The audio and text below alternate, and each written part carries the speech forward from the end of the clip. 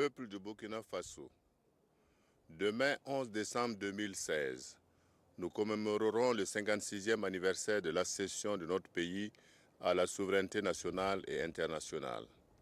En cette heureuse circonstance, je tiens à rendre hommage à notre vaillant peuple, à tous les combattants de la liberté, ainsi qu'à tous mes devanciers à la tête de l'État pour les acquis engrangés dans la quête commune de l'unité nationale, de la paix et de la prospérité.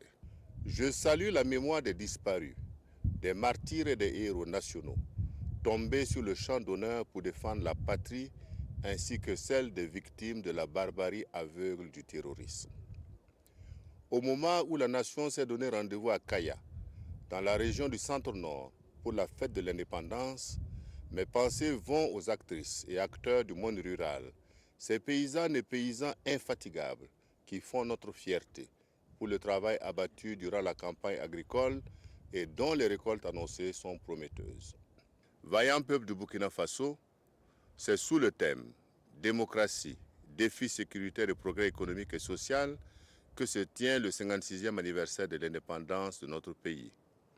La pertinence de ce thème dans le contexte international et national qui est le nôtre se passe de commentaires. Mais vous me permettrez néanmoins de faire quelques remarques. Tout en nous félicitant des acquis démocratiques de notre peuple au sortir des élections présidentielles, législatives et municipales des 29 novembre 2015 et 22 mai 2016, nous devons nous convaincre que la démocratie n'est nulle part acquise une fois pour toutes. Elle est toujours perfectible et nous interpelle sur la nécessité de développer la culture démocratique dans le respect de la loi et des opinions plurielles qui traversent notre société. C'est le lieu pour moi de dénoncer et de condamner les violences inutiles perpétrées ça et là, la défiance vis-à-vis de la loi, ainsi que le manque de tolérance. Toutes ces pratiques sont aux antipodes des exigences de la démocratie et seront désormais combattues comme telles et leurs auteurs punis conformément à la rigueur de la loi. Il est également à déplorer le fait que nombre de nos compatriotes ne reconnaissent que des droits dont ils doivent jouir et n'entendent pas se plier aux devoirs qui sont les leurs dans le cadre de l'état de droit. Ces comportements attentatoires à la loi et au règlement, ainsi qu'aux droits et aux libertés des autres, annihilent nos efforts de consolidation de la paix et de la démocratie afin de prendre à bras le corps les tâches de développement économique, social et culturel de notre pays. Je réaffirme ici ma disponibilité et celle du gouvernement au dialogue et à la concertation avec tous les partenaires sociaux, sans démagogie, sans excès ni faiblesse et dans le respect mutuel. Je les invite à s'inscrire dans cette dynamique pour préserver la paix qui reste un de nos biens les plus précieux. Tout le reste viendra si les fils et filles du Burkina Faso se remettent au travail et que tous les acteurs acceptent qu'il est possible et préférable de préserver la cohésion sociale envers et contre tout. Peuple du Burkina Faso, chers compatriotes, au plan sécuritaire national et sous-régional, la vigilance de chaque instant est de mise. J'ai déjà indiqué à l'occasion des événements tragiques du 15 janvier 2016 au Cappuccino et au Splendid Hotel que nous devons vivre désormais en ayant à l'esprit que la menace terroriste est une réalité contre laquelle nous devons continuer à nous battre. C'est pourquoi j'invite les populations à coopérer étroitement avec les forces de défense et de sécurité. Cette nécessaire collaboration est la condition du succès pour relever les défis de la sécurité partout et pour tous. Permettez-moi de saisir à nouveau cette opportunité pour saluer nos forces de défense et de sécurité qui assurent avec beaucoup de détermination, d'abnégation et de satisfaction la lutte pour la défense de l'intégrité du territoire, la protection des institutions républicaines et la lutte contre le terrorisme. Je voudrais les inviter à redoubler de vigilance pour nous permettre de maintenir le pays dans la sérénité. Toute paix est oublieuse, a-t-on coutume de dire, mais toutes les attaques terroristes sur le sol national et le long de nos frontières sont illustratives de la nécessité de ne pas relâcher la vigilance dans tous les points de contrôle ainsi que dans nos villes et campagnes. C'est le lieu pour moi de saluer l'excellence de la coopération en matière de sécurité avec les États voisins. Nous devons renforcer cette coopération, mutualiser nos moyens et coordonner nos renseignements dans l'intérêt supérieur de nos populations et pour continuer à bénéficier de la stabilité et de la paix dans la sous-région ouest-africaine.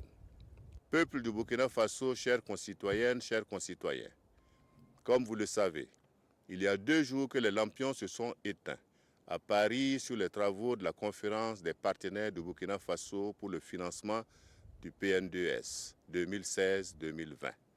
Ce fut un franc succès qui ouvre de réelles et prometteuses opportunités de gagner le combat de l'emploi pour les jeunes, l'autonomisation des femmes et la croissance économique au bénéfice de tous.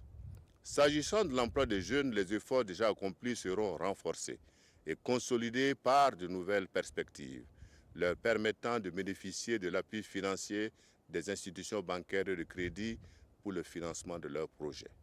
De même, des réformes structurelles seront opérées au niveau de l'enseignement pour privilégier l'enseignement technique et professionnel ainsi que la formation scientifique afin de répondre aux besoins du marché du travail et contribuer efficacement au développement du Burkina Faso.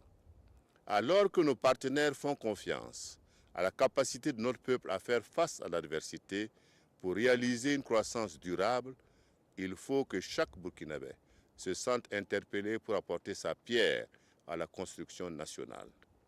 Nous devons porter au plus haut les valeurs qui font la dignité des Burkinabés, à savoir le travail, l'intégrité et l'amour de la patrie. Ce sont ces valeurs cardinales qui doivent guider nos faits et gestes quotidiens pour faire de chacune et de chacun de nous de dignes filles et fils de la nation, porteurs du changement et comptables de notre réussite collective. Il nous faut donc atteindre et dépasser nos objectifs de recouvrement, mobiliser effectivement les promesses de ressources de nos partenaires, améliorer notre capacité d'absorption des ressources et la qualité de la dépense publique, produire et consommer burkinabé, combattre la corruption et toutes nos attitudes contraires au développement harmonieux de notre pays. C'est le lieu pour moi de réitérer ma gratitude à la communauté des amis et partenaires techniques et financiers du Burkina Faso pour leur engagement au profit du financement du PN2S et du développement intégral de notre pays. Chers compatriotes, le Burkina Faso est un pays de défis. Chaque jour, nous devons nous battre, chacun à son poste de travail, pour mériter de la nation et offrir constamment à nos populations des raisons d'espérer à l'amélioration de leurs conditions. Il apparaît impérieux de nous comporter de façon à consolider l'unité nationale. Dans un pays comme le nôtre, le sentiment d'appartenir tous à une seule et même nation est essentiel pour la cohésion sociale. Notre vigilance doit être permanente pour éviter tout propos, geste ou acte qui pourrait mettre à mal cette chance que nous avons. Nos différences au plan politique, culturel, religieux ou autres sont autant de sources de complémentarité et de richesse qui doivent nous permettre de construire la nation de nos ambitions partagées. Peuple du Burkina Faso, la fête de l'indépendance de notre pays intervient à un moment où nous sommes interpellés sur tous les fronts, au plan national, sous-régional, africain et mondial, pour apporter notre contribution à la sécurité et à la satisfaction des aspirations de nos populations. Le gouvernement mettra tout en œuvre pour être à la hauteur de ses responsabilités en recherchant les solutions appropriées aux préoccupations des Burkinabés. Je tiens à saluer ici l'action de l'Assemblée nationale par le vote des lois et le contrôle de l'action gouvernementale, ainsi que toutes les institutions de contrôle dont les activités concourent à renforcer la nécessaire culture de la redevabilité dans la gestion des affaires publiques. C'est le lieu de rappeler notre engagement en faveur de la vérité et de la justice et de la réconciliation pour bâtir une nation forte, unie et prospère. La nécessité de vider tous les dossiers pendants est devenue une exigence de crédibilité au regard des attentes du peuple burkinabé en matière de vérité et de justice. Les procès annoncés par la justice militaire pour se tenir avant la fin de cette année augurent, nous l'espérons, du dénouement rapide de tous les autres dossiers en cours d'instruction et qui préoccupent l'opinion. Vider convenablement ces dossiers serait le point de départ d'une vraie réconciliation attendue par toute la communauté nationale. Je tiens ici à saluer les Burkinabés de l'extérieur et les invite à s'engager pleinement dans l'œuvre de construction nationale. Je veillerai personnellement à ce que le gouvernement les associe à tous les efforts de développement du pays. La fête nationale du 11 décembre me donne l'occasion de saluer tous les travailleurs des secteurs publics et privés, les autorités coutumières et religieuses, les élèves et les étudiants, tous les Burkinabés ainsi que les membres des communautés étrangères vivant dans notre pays. Je n'ai aucun doute que tous nos efforts seront couronnés de succès. Bonne et heureuse fête nationale, je vous remercie.